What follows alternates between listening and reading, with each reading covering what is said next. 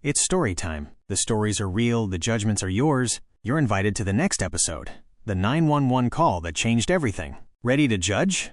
Hit the subscribe button, drop your thoughts below, and enjoy. The woman on the phone was calm. Too calm, actually. She didn't scream. She didn't cry. She just kept repeating one sentence over and over. I need help. Someone is going to kill me. The dispatcher didn't hear panic. So they didn't hear danger.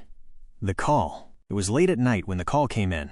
The woman explained that someone had been following her for weeks. Showing up where she worked. Waiting outside her home. Calling from blocked numbers. Tonight, she said, he was outside again. She told the dispatcher she could hear footsteps. That her door handle had just moved. The dispatcher asked routine questions. Her address. Her name. If she could see anyone. Then came the sentence that changed everything. Ma'am, if no crime has occurred, there's not much we can do. Why police didn't respond? From the dispatcher's perspective, there was no immediate proof, no forced entry, no visible weapon, no active assault. And here's something most people don't realize. 911 operators are trained to respond to events, not instincts. Fear isn't always enough. Intuition doesn't show up in reports. So when the woman said she felt like she was in danger, but couldn't prove it, the call was downgraded. The dispatcher told her to call back if something changed. She said okay. She never called back. What happened next? Hours later, neighbors reported screaming. By the time officers arrived, the house was silent. Inside, they found signs of a struggle. Furniture overturned. A broken door frame. The woman was already gone. Investigators later confirmed what she knew all along.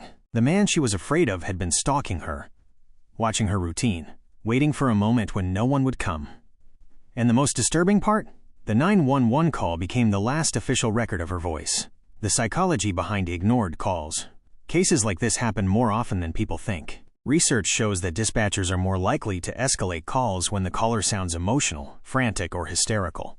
But calm callers, especially women, are often perceived as exaggerating or overreacting. Psychologists call this credibility bias. If you don't sound scared enough, if you sound too scared, you're labeled irrational. It's a no-win situation. Warning signs that were missed. Later analysis of the call revealed multiple red flags.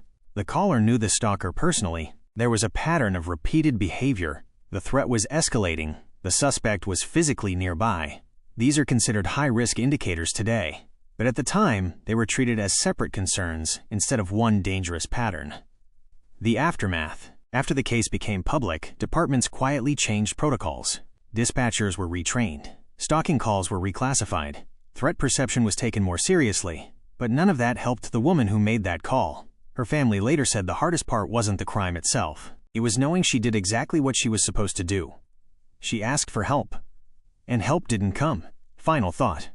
Most people believe danger announces itself loudly. Screaming. Breaking glass. Chaos. But real danger often sounds calm. Controlled. Certain. And sometimes, the most haunting part of a crime isn't what happened. It's the moment someone reached out for help. And no one listened. What actually happened to her? Police went back to street camera footage and saw the man forcefully push her into his car. They followed this footage back to his house. With a warrant, they entered his house a couple days later to see her on the floor in his living room deceased. He was arrested on the spot and sentenced to prison.